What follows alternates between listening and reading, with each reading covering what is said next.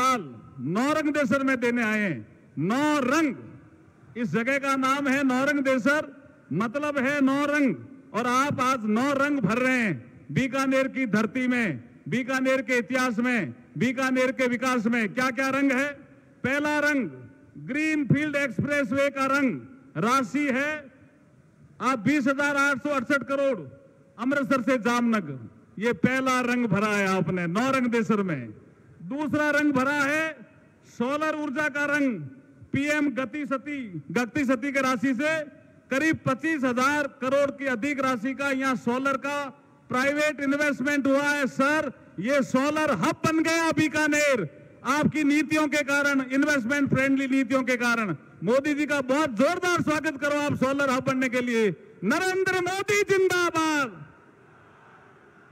तीसरा रंग भरा है सर आपने ग्रीन एनर्जी कॉरिडोर की राशि जो 10,950 करोड़ की है, बनासकांठा से बीकानेर होते हुए मोगा, हमारे सीपी जोशी जी बैठे हैं, चित्तौड़ भी उसका मार्ग है, ये तीसरा रंग।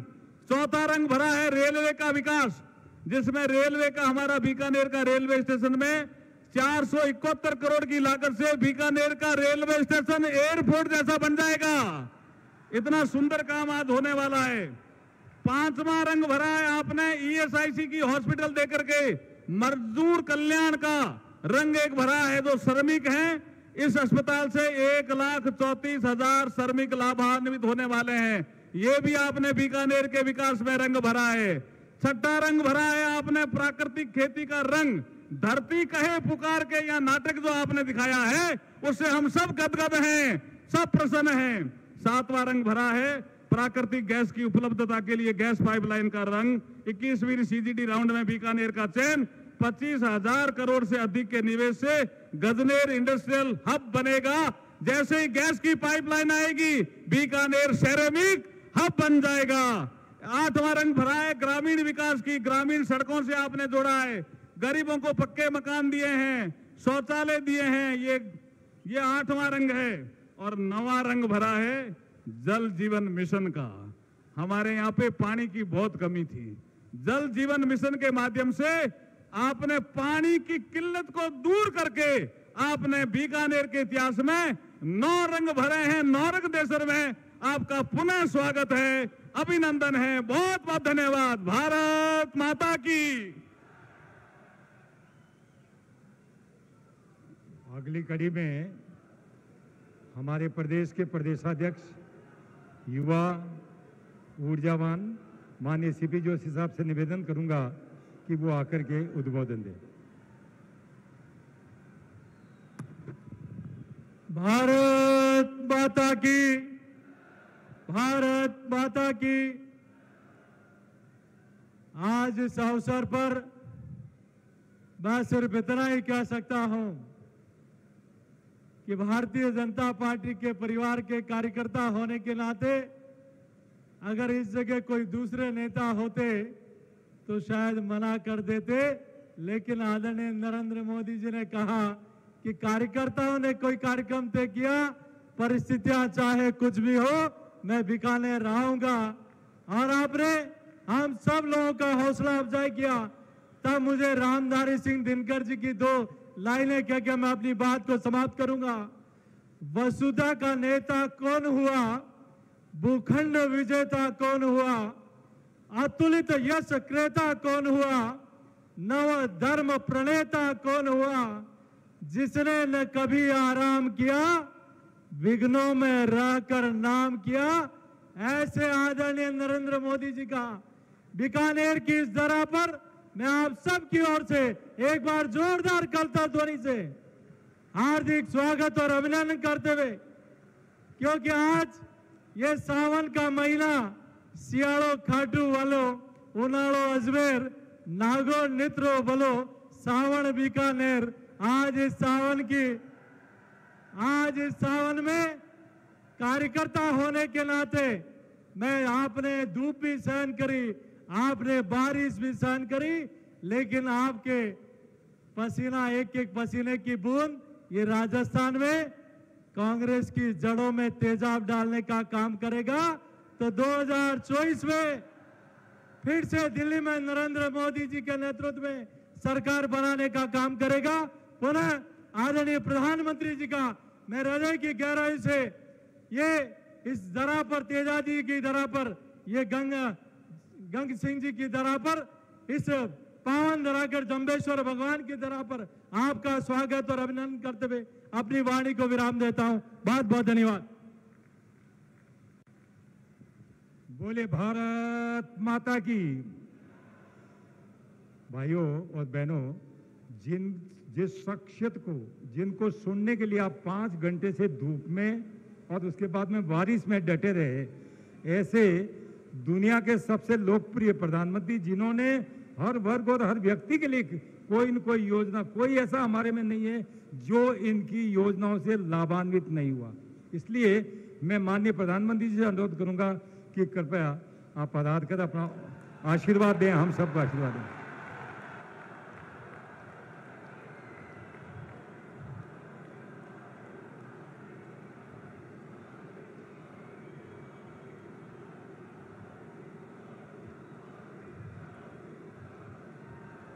भारत माता की, भारत माता की। बीकानेर वो जगह है जिसका नाम देश में कहीं भी सुने मुंह में पानी आ जाता है। और फिर मुझे तो यहां की धरती पर सावन के महीने में आने का सौभाग्य मिला है। इंद्रदेव का आशीर्वाद हम पर बना हुआ है। और अभी हमारे सीपी जोशी जी बता रहे थे कि सियाड़ो, खाटू भलो, उनाड़ो अजमेर, मारवाड़ नित्रो भलो, सावण बीकानेर।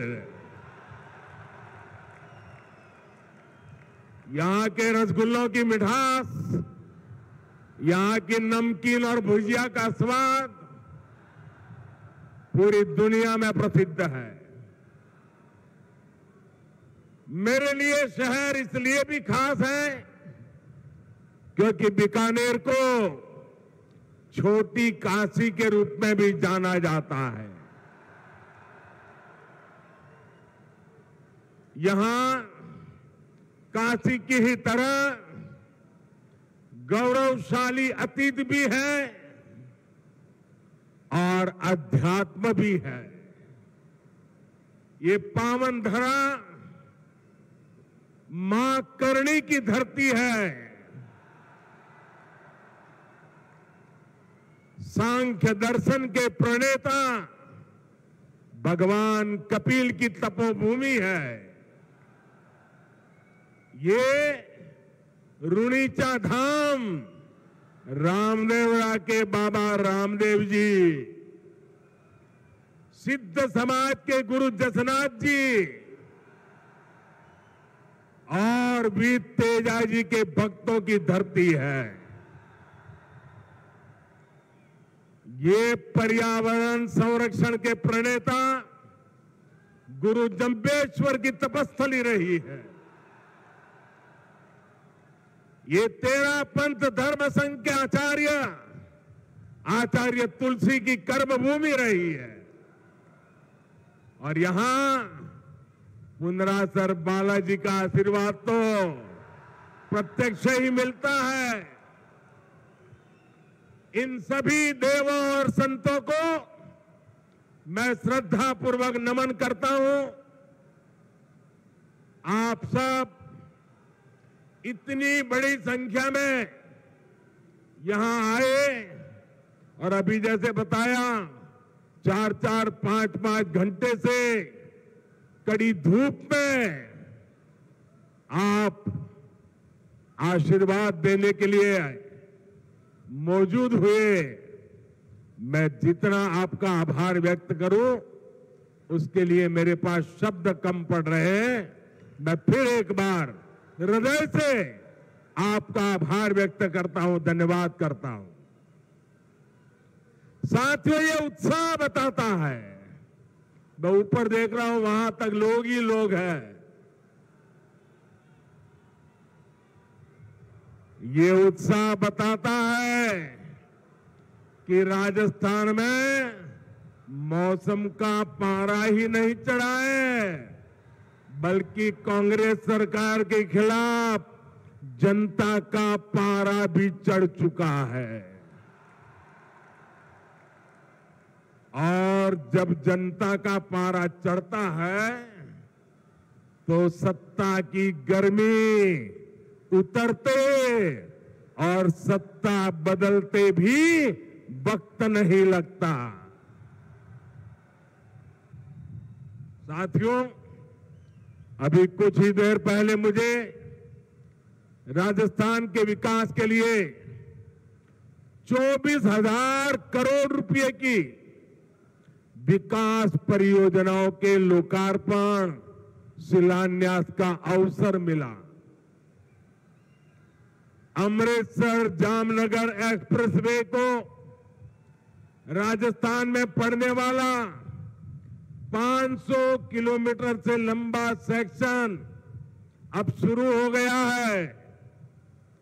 इसके पहले दिल्ली मुंबई एक्सप्रेसवे के दिल्ली दौसा लालसोट सेक्शन का भी शुभारंभ हुआ था।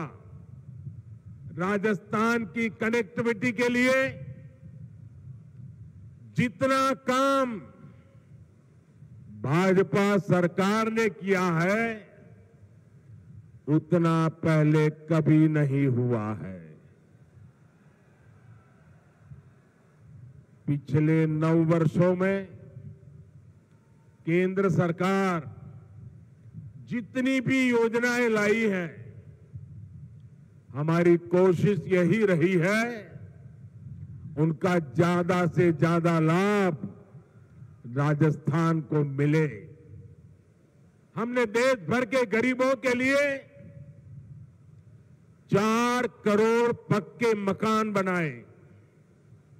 इसमें से करीब 20 लाख घर राजस्थान के मेरे गरीब भाइयों बहनों को मिला है। 20 लाख घर।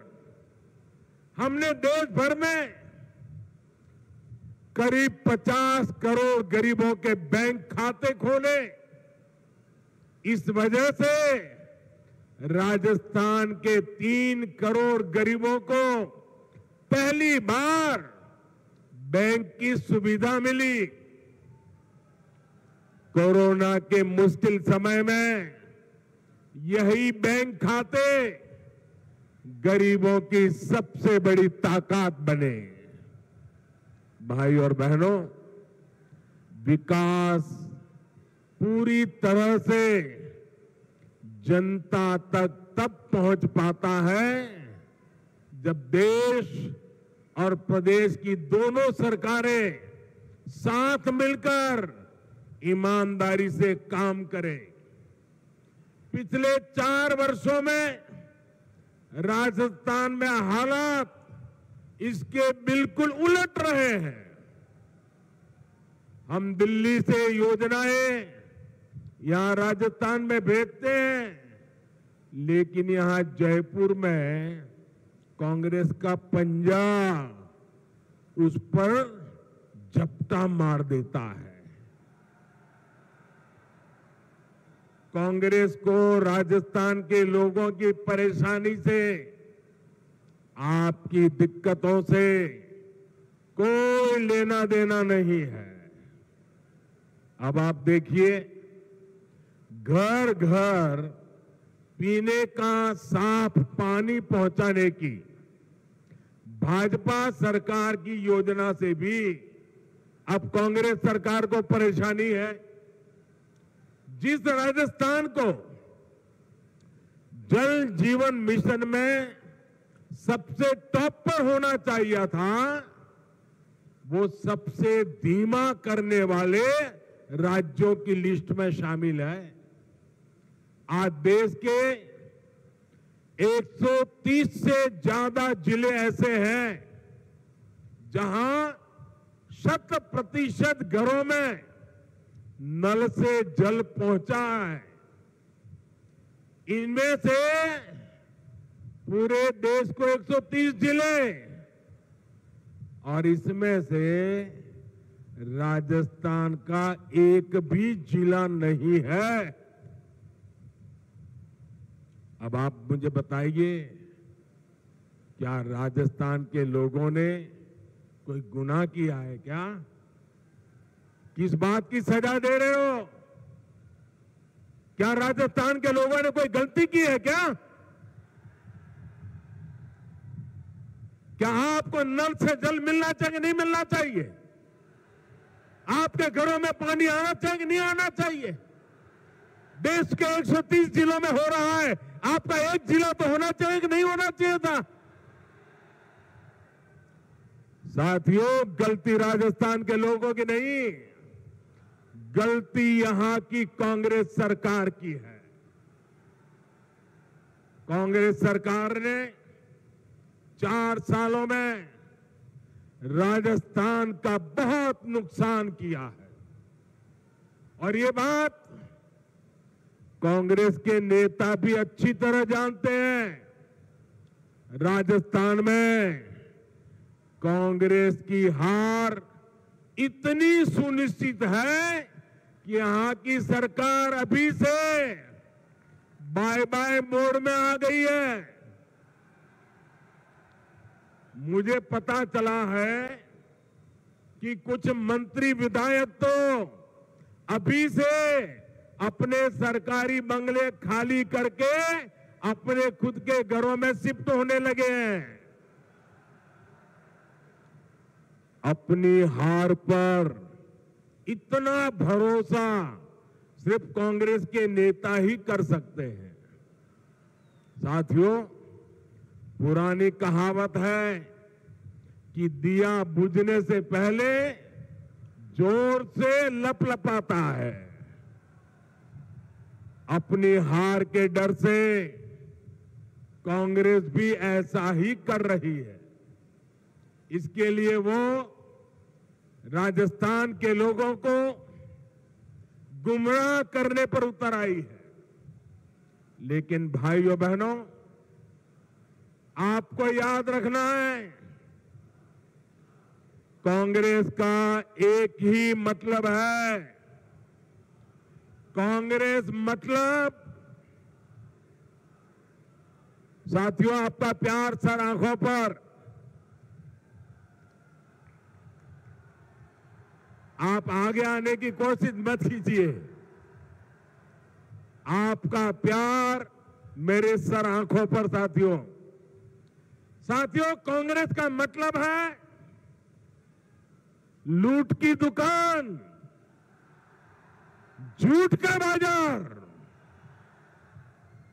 लूट की दुकान, झूठ का बाजार, जो ये इन दिनों बड़े बड़े वायदे किए जा रहे हैं, उसमें लूट के इरादे और झूठ के पिटारे के सिवा और कुछ नहीं है। साथियों, कांग्रेस की झूठ और छलावे की राजनीति का शिकार सबसे ज्यादा राजस्थान का किसान हुआ है। आप मुझे बताइए, पिछले चुनाव में कांग्रेस ने किसानों का कर्ज माफ करने का वादा किया था। कांग्रेस ने वादा किया था। इनके नेता ने 10 दिन के भीतर भीतर कर्ज माफी की कसम खाई थी। क्या किसानों का कर्ज माफ हुआ? 10 दिन, 10 महीने और अब 4 साल कर्ज माफ हुआ क्या? किसानों को कुछ मिला क्या? यहां के किसान इतनी बड़ी मात्रा में बाजरा उत्पादन करते हैं। हमने मोटे अनाजों को श्री अन्न के तौर पर प्रमोट किया। दुनिया में पहुंचाने का बीड़ा उठाया है। बाजरा पड़ोस के हरियाणा में 2350 रुपये प्रति क्विंटल बिका, 2350 रुपया प्रति क्विंटल, और ज्यादा दूर नहीं हरियाणा में। और यहां राजस्थान में वही बाजरा किसान 1300 रुपये में बेचने को मजबूर हो गया। हमने राजस्थान के किसानों के लिए नर्मदा का पानी पहुंचाया। इन्होंने इसे रोकने में भी कोई कसम नहीं छोड़ी। किसानों से यही नफरत कांग्रेस की फितरत है, यही इनकी हकीकत है। साथियों, विकास के लिए यह जरूरी होता है कि सरकार ईमानदार भी हो और सरकार स्थिर भी हो। आज दुनिया में हिंदुस्तान का सम्मान बढ़ा है क्योंकि देश में आज एक स्थिर सरकार है। आपने स्थिर सरकार बना करके मुझे काम करने का मौका दिया है। जिन जिन प्रदेशों ने लगातार स्थिर सरकारों को चुना है, डबल इंजन सरकारों को चुना है, वहां प्रदेश भी तेजी से विकास कर रहे हैं। लेकिन राजस्थान में जब से कांग्रेस सरकार आई है, इन्होंने क्या किया? 4 साल से पूरी कांग्रेस पार्टी और सरकार बस आपस में लड़ रही है। हर कोई एक दूसरे की टांग खींच रहा है। अपने अपने गुट को मजबूत बनाने के लिए खुलेआम सौदेबाजी हो रही है। एक खेमे के विधायकों को ट्रांसफर, पोस्टिंग और लूट की खुली छूट मिली हुई है ताकि वो दूसरे गुट में भाग न जाए। ये लड़ाई केवल खेमों तक ही नहीं है, सारे मंत्री भी आपस में लड़ रहे हैं कि इस विभाग में लूट का काम मुझे मिले, वो मुझे लूटने दिया जाए। इस विभाग का काम उस विभाग को क्यों दिया गया? इस मंत्री कमीशन उस मंत्री के पास कैसे चला गया?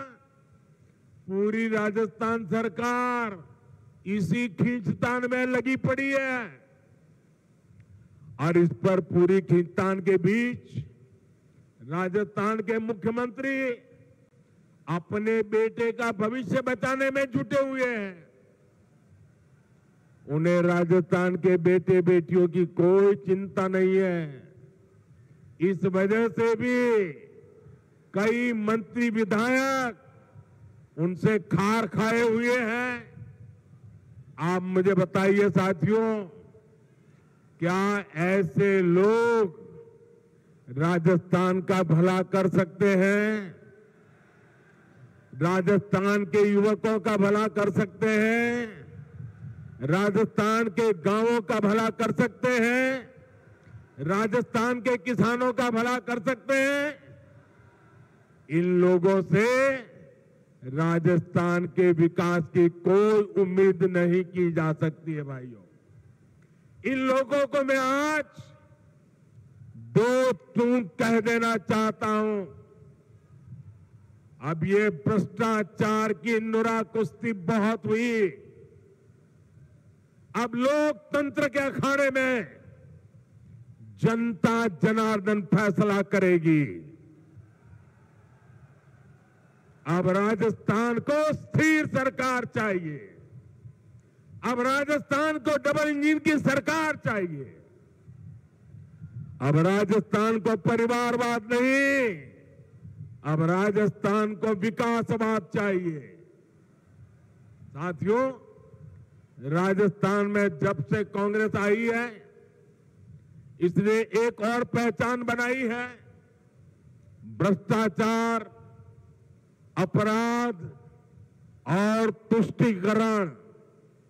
हालत यह है कि जब भ्रष्टाचार की रैंकिंग होती है तो राजस्थान उसमें नंबर 1 आता है, नंबर 1 आता है।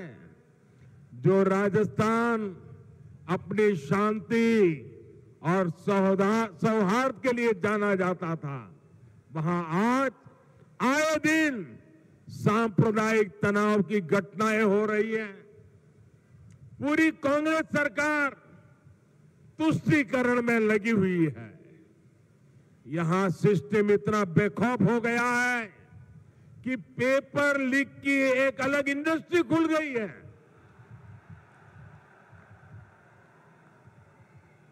अब तक 17 बड़ी परीक्षाओं के पेपर लीक हो चुके हैं। यानी यहां युवाओं के भविष्य से खुलेआम खिलवाड़ हो रहा है। साथियों, हर जगह स्कूल कॉलेजों को राजनीति से बाहर रखा जाता है ताकि बच्चों का भविष्य खराब न हो। लेकिन राजस्थान में कांग्रेस की लूट ने शिक्षण संस्थानों को भी नहीं बख्शा। यहां के शिक्षक मुख्यमंत्री के सामने आकर कह रहे हैं कि तबादले के लिए खुली घूस चल रही है, लेकिन कहीं कोई सुनवाई नहीं हो रही। भाइयों और बहनों, महिलाओं के खिलाफ अपराध के मामले में, बलात्कार के मामले में राजस्थान सबसे आगे है। हालात ये है कि यहां रक्षक ही भक्षक बन रहे हैं। और दुर्भाग्य ये कि बलात्कार और हत्या के आरोपियों को बचाने में पूरी सरकार जुटी हुई नजर आती है। अपने वोट बैंक की राजनीति के लिए हमारी बेटियों पर गलत नजर डालने वालों को कांग्रेस संरक्षण दे रही है। राजस्थान के लोग कांग्रेस के इन पांवकों को अब ज्यादा बर्दाश्त नहीं करेंगे। ये महिलाओं के सम्मान की, उनकी आन बान की धरती है। ये राजस्थान की धरती है। ये मां पन्ना धाय की धरती है।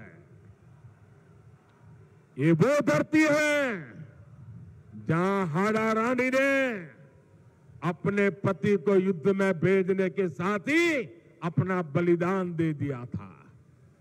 आत्मसम्मान और धर्म की रक्षा राजस्थान की रगों में है।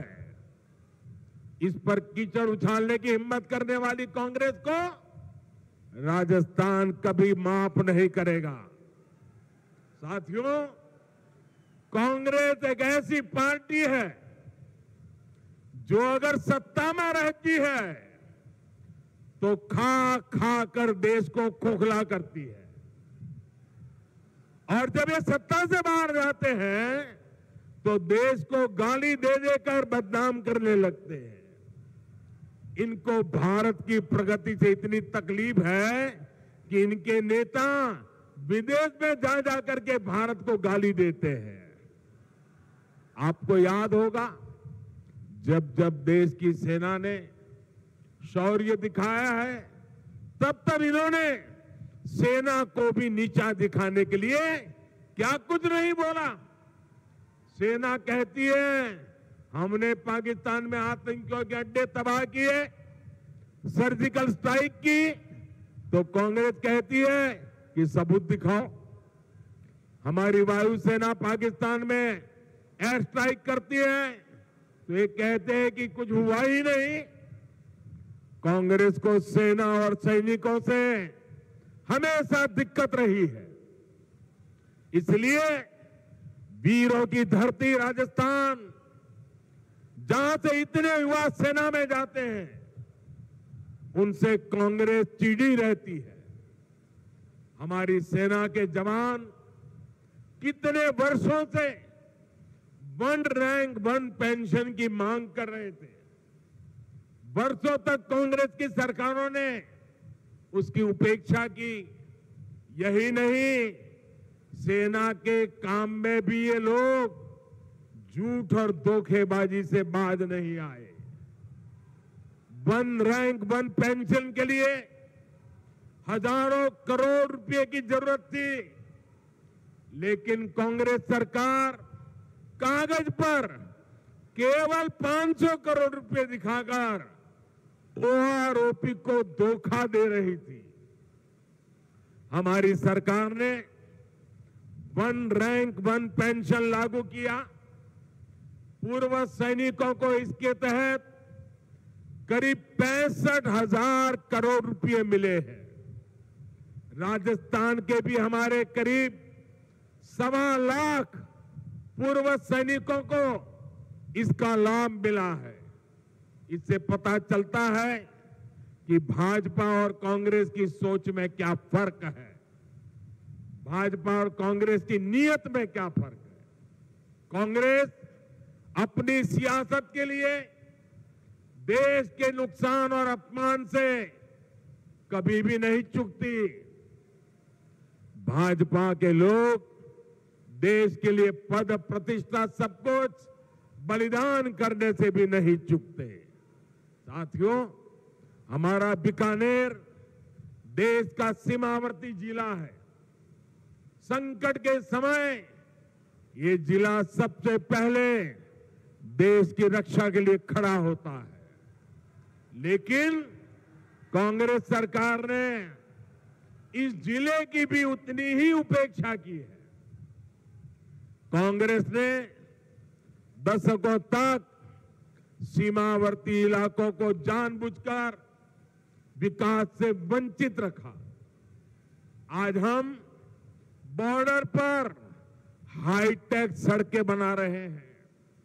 सीमावर्ती गांवों को विकास को पहली प्राथमिकता बनाकर हमने वाइब्रेंट विलेज स्कीम शुरू की है।